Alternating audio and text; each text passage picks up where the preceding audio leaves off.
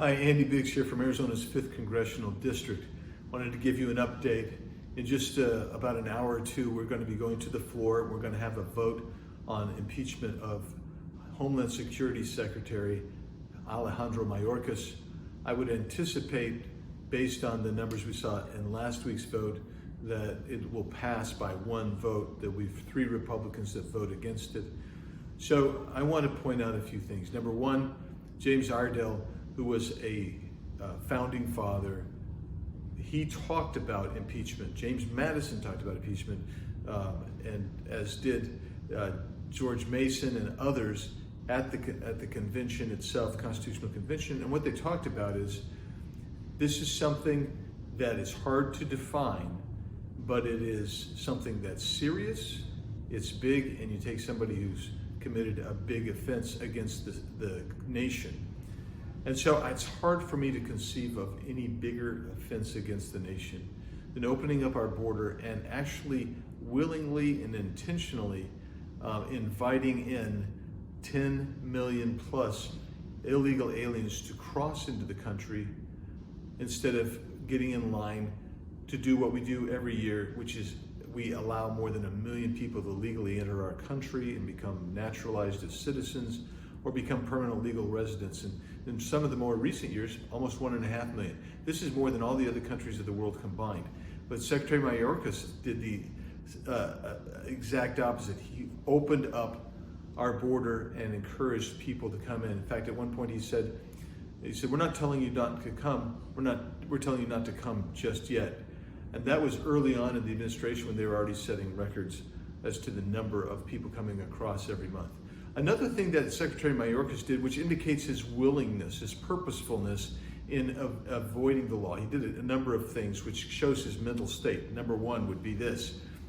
When he was asked in testimony, when he was sworn, we asked him, is the border operationally under control as defined by the Secure Fence Act of 2006?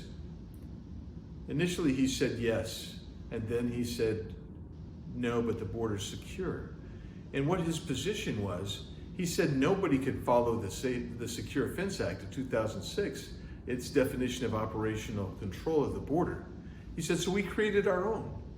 That's taking the law into your own hands. That's violating the duty and oath you have to adhere to the laws we have. So if he would have said something like, no, but we're trying and this is what we're doing to get operational control, then you would say, okay, well, he's working on it. But instead he said, basically, we don't care what the law is, we're going to do our own thing and call it good. That is a violation of the separation of powers, and it is also a violation of his oath of office and his duties. Another example is this. Under Title 8, all of those statutes are still in effect, by the way. He's supposed to hold people in custody. Well, we actually had funding for bed space, but they didn't like that. They said it was too much or whatever. And so they quit holding people in and just started releasing them. He knows what the law is on parole. Parole is a case-by-case basis where they give authority for somebody to come in for a humanitarian purpose. Maybe it's to come in because the only place you can get an operation is in the US. Maybe it's you're going to testify as a witness in a case.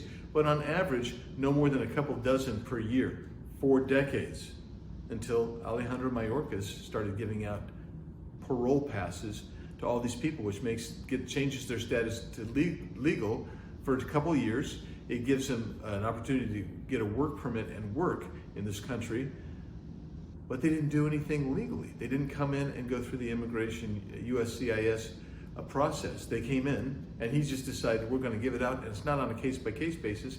He's given out over 1 million of these. Another thing, and this will be the last thing I'll tell you, with regard to his indication of his willful failure to obey the law that he's charged with. He said, he told his ICE, which is Immigration Customs Enforcement, he told them, we're not going to actually remove people just because they have a removal order from the court. In other words, they've had process. They either chose not to come back to court or they lost in court, but they have process. They've got a removal order. It's a deportation order. And he said, we're not going to do it just for that. And though all those things show willfulness, and the result The result are we have terrorists who've come in, we've had criminal gang members who've come in, we've had people who come in who are homeless, who have no skills, can't work. They come in, it's a total violation of the law. We've had incredible amounts of fentanyl come across the border. Our border is now controlled solely by the cartels, as even Democrat mayors along the border will tell you. All of those things are a result of his willful misconduct. It isn't a matter of a policy difference. It's not a matter of incompetence, merely incompetence or maladministration. This is somebody who is a public official who's breached the public trust.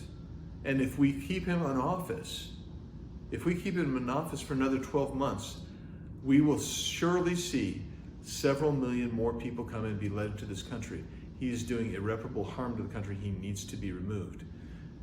What the House can do is we can impeach. It's like an indictment. It will go to the Senate. The Senate will have to determine what they're going to do. But that's why I'll be voting yes in short order. I'll keep you posted.